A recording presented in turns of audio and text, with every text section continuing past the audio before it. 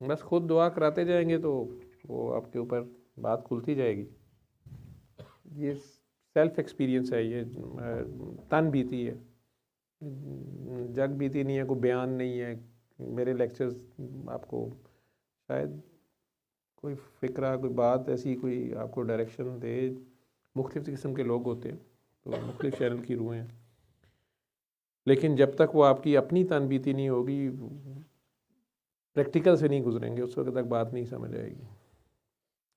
और जब वो आपके अपने ऊपर से गुजरती है, आप खुद दर्द आशनाई करते हैं या दर्द की दौलत आम करते हैं या किसी के लिए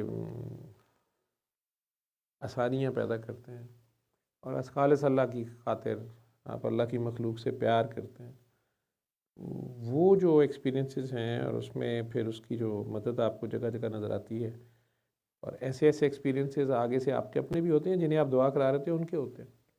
जी बिल्कुल। वो इंसान खुद सोच में पड़ जाता है कि यार मैं किधर गायब हूँ, क्या सोचता हूँ, और वो मेरे कितना करीब है और कितना प्यार करता है, और हम गाफिल।